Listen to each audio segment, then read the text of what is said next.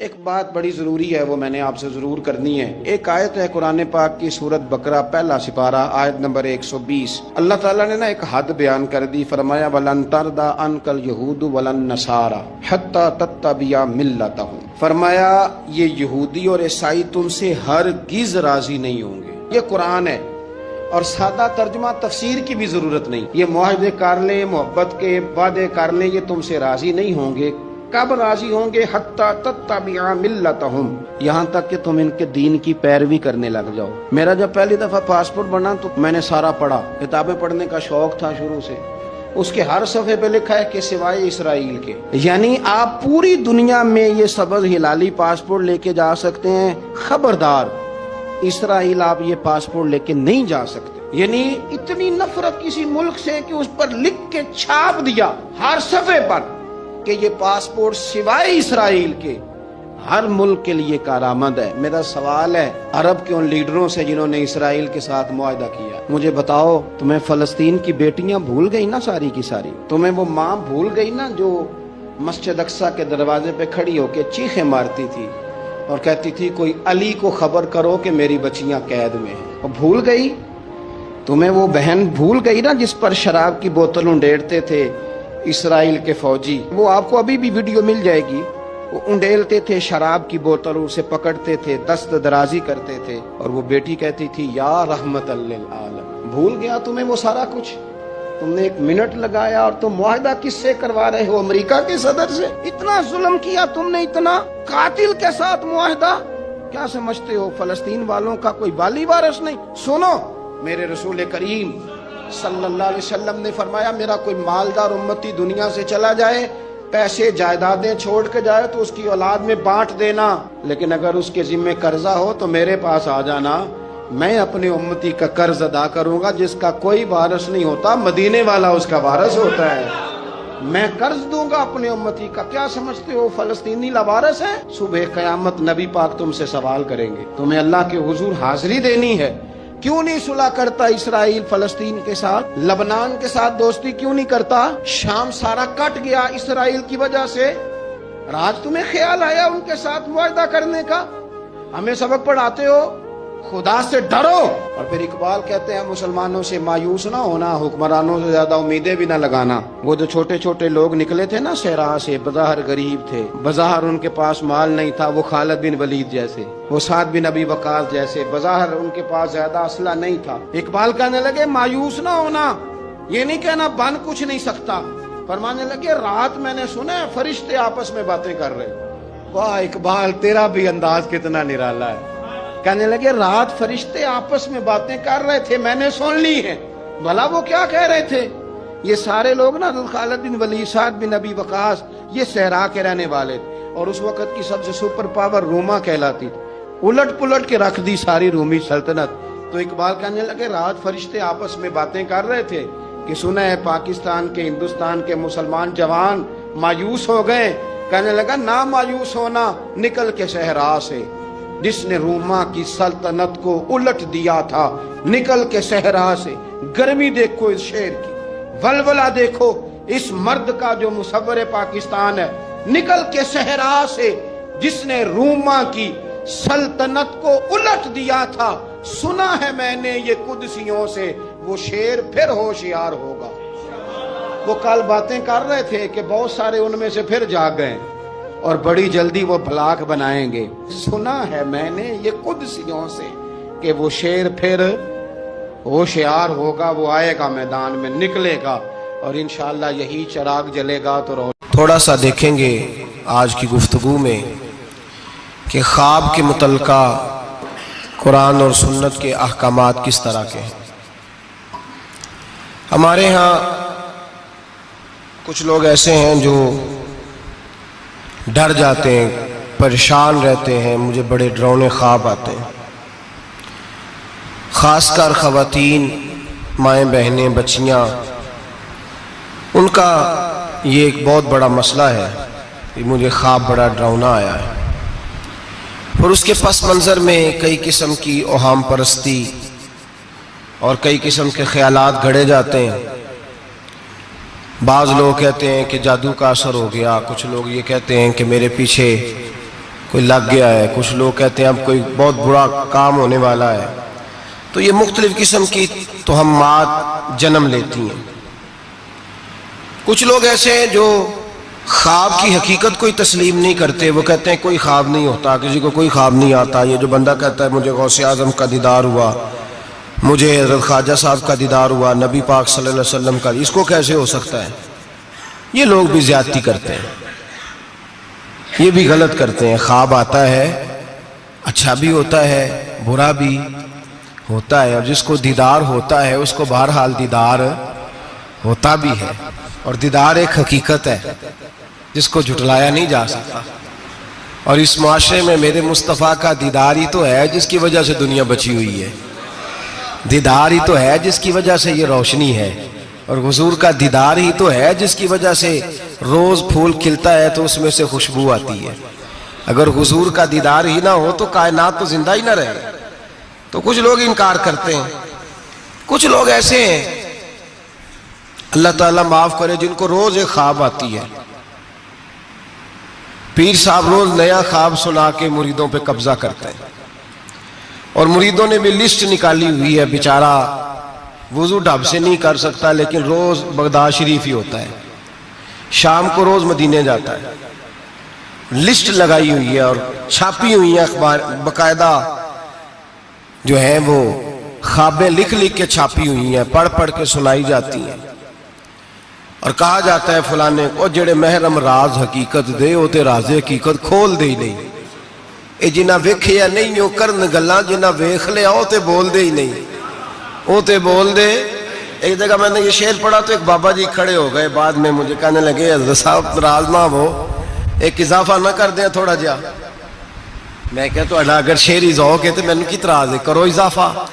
کہنے لگے تساں آکھیا جڑے محرم راز حقیقت دے وہ راز حقیقت کھول دے نہیں، جنہ ویکھیا نہیں وہ کرن گلاں، جنہ ویکھ لیا وہ تے بول دے. کہندے نے میرا خیال ہے جنہ ویکھ لیا بولن جوگے رہندے ہی نہیں. میں کہا تہاڈا خیال بڑا اچھا ہے، میں بھی اتفاق کرنا. یہ کیسے ہو سکتا ہے؟ تو دیدار کر رہا ہے پھر تو اس پہ دکانداری کر رہا ہے اور کوئی شے نہیں ملی تھی تجھے بیچنے کو. معاذ اللہ، یہ تو نے کتنا اپنے ساتھ ظلم کیا کہ تو نے اپنے محبوب کا دیدار ہی سیل پہ لگا دیا ہے.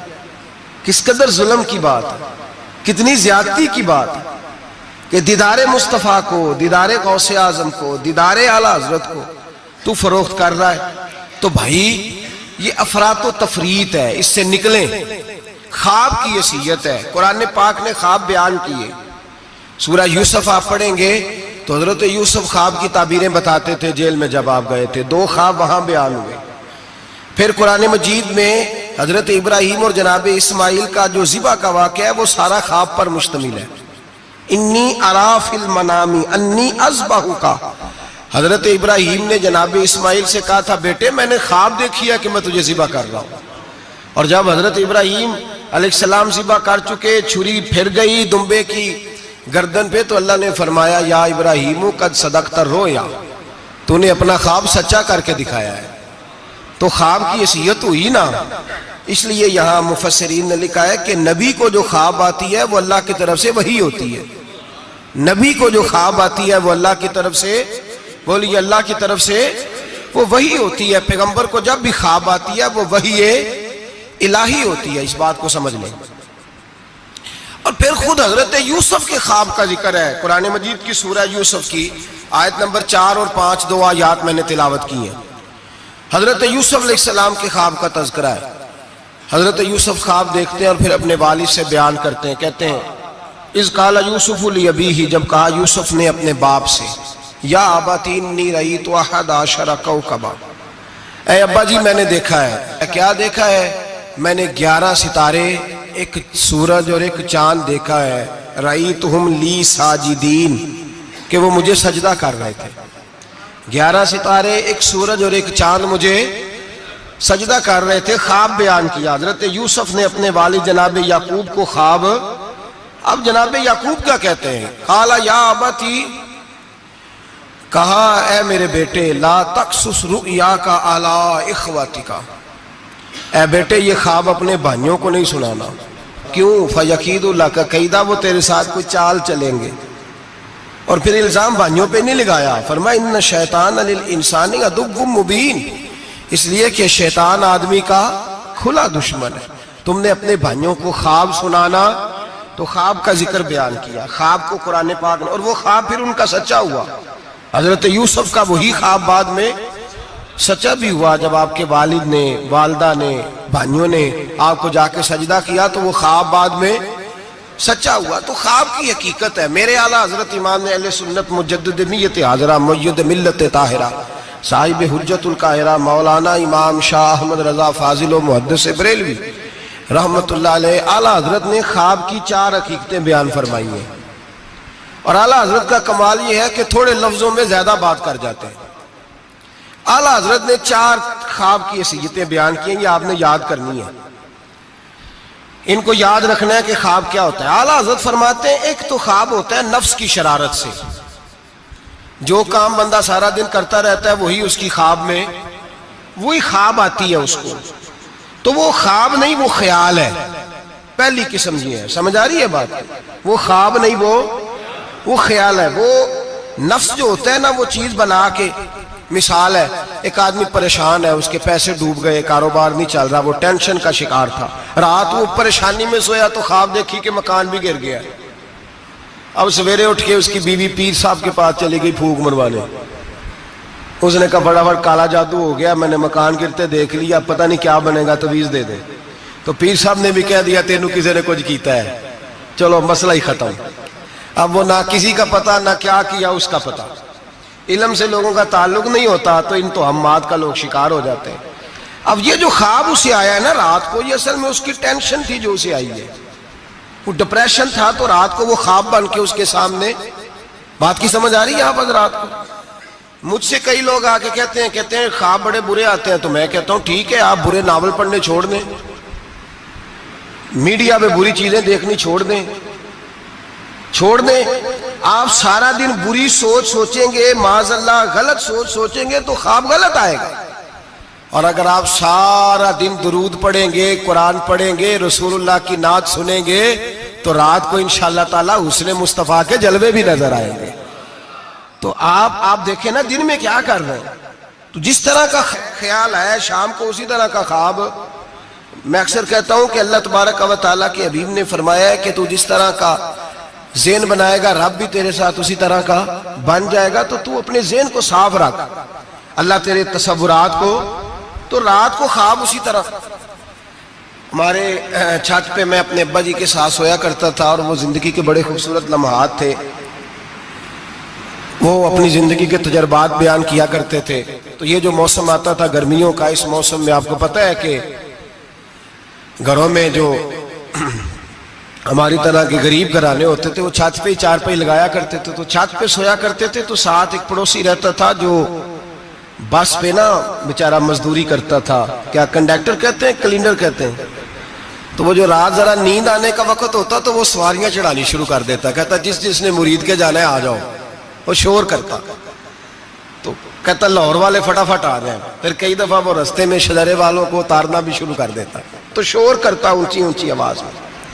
تو مجھے وہ بڑا اس وقت خفگی ہوتی، ناراضگی ہوتی، میں کہتا ابا یہ سونے نہیں دیتا، تو اس کو جگائے، یا پھر سویرے ہم نے نہیں چھت پہ سونا، سین پہ سو جائیں گے، تو ابا جی کہتے بیٹا مزدور ہے، تو بیچارہ سارا دن جو کرتا ہے وہی اسے خواب میں، تو اب اس سے بندہ ڈر جائے، پریشان ہو جائے، اٹھ کے کہے پتہ نہیں سویرے کیا ہونے لگا ہے، او بھائی خواب ہی آئی ہے، کچھ نہیں ہوا، اس سے اتنی یہ بری چیز نہیں جتنا ہم لے لیتے ہیں۔ تو پہلی بات یہ ہے کہ جس بندے نے یہ تصورات ہوتے ہیں نا، آپ تصورات میں جائیں، آپ تصور، کچھ لوگ ایسے بھی ہیں جو سارا دن محفل میں رہتے ہیں تو رات کو سوتے ہیں تو خواب میں بھی نعت ہی سن رہے ہوتے ہیں، کوئی حدیث ہی بیان ہو رہی ہوتی ہے، کسی حدیث پر ہی تبصرہ ہو رہا ہوتا ہے، تو بھائی جو کام آپ سارا دن کریں گے وہی رات کو خواب میں آئے گا۔ ایک دوست ہے بڑی محبت والا، کہنے لگا حضرت صاحب راتی خواب میں بڑے پیسے ویکھے نے، دعا کرو اللہ دے چھڈے۔ میں کہ ساری دیہڑی پیسے سوچیے تو رات میں ہونے ہی نہیں نا، جو سوچنا ہے وہی رات کو خواب میں سوچا، سارا دن تو نے پیسے تو آ گئے تیری خواب میں، تو چلو میں نے کہا خواب کا تو مزہ لینا، پھر اللہ تبارک و تعالیٰ فضل کرے گا، آ ہی جائیں گے اس کے کرم سے۔ عام دام برسر مطلب پہلی خواب وہ ہے جو نفس کی شرارت ہے، جو آپ کے اندر ہوتا ہے، وہ سامنے آ جاتا ہے۔ ڈراؤنی چیزیں نہ دیکھیں، برے ناول نہ پڑھیں، کوئی سوچ اپنی غلط نہ کریں تو انشاءاللہ خواب برا. بات کی سمجھ آ رہی ہے حضرات کو؟ ایک دوسرا خواب میرے اعلیٰ حضرت فرماتے ہیں اکثر شیطان آدمی سے کھیلتا ہے. خود نبی کریم صلی اللہ علیہ وسلم نے فرمایا کہ شیطان رات کو آدمی کی ناک پہ بیٹھ کے وقت گزارتا ہے. صحابہ نے عرض کیا یا رسول اللہ صلی اللہ علیہ وسلم وہ ناک پہ کیوں بیٹھتا ہے؟ تو حضور فرماتے ہیں اس لیے کہ اگر رات کو وہ کہتا ہے اگر بندہ مرنے لگا سانس اکھڑنے لگا تو میں معاذ اللہ اسے بے ایمان کر کے ماروں گا. تو شیطان خواب دکھاتا ہے آدمی کو، برے خیالات وسوسے پیدا کرتا ہے. بخاری مسلم میں میرے رسول کریم صلی اللہ تعالی علیہ وآلہ وسلم نے فرمایا جب تمہیں کوئی برا خواب آئے تو شیطان تم سے کھیل گیا، جب تم کوئی برا خواب دیکھو تو یہ بخاری مسلم ہے اور 3 نسخے حضور نے بیان فرمائے. فرمایا تم نے اپنی بائیں جانب منہ کرنا ہے اور 3 دفعہ تھوکنا ہے. ضروری نہیں کہ تھوک ہی آئے، تھو تھو ہی کر دے، اپنی الٹی طرف. جاگ رہے ہیں آپ لوگ؟ بات کی سمجھ آ رہی ہے؟ اللہ خیر کرے. رات کو کسی کو گھر میں خواب آ جائے تو باقی بھی نہیں سو سکتے، اتنا بڑا مسئلہ بن جاتا ہے، شور ہونے لگتا ہے. یہ نسخہ بتائیں گھر جا کے، یہ نسخہ عام نہیں، یہ میرے رسول پاک کا بتایا ہوا نسخہ ہے. اور یہ وہ نسخہ ہے کہ پہاڑ ٹوٹ سکتے ہیں، دریا بہہ سکتے ہیں، یہ بات غلط ہو سکتی. یہ سب سے بڑے پیر و مرشد کا نسخہ ہے. میرے رسول کریم صلی اللہ علیہ وسلم نے فرمایا بائیں جانب 3 دفعہ تھو تھو کرے، تھوکے، اور 3 دفعہ اعوذ باللہ پڑھے. اور پھر حضور نے فرمایا خواب کا کسی سے ذکر نہ کرے.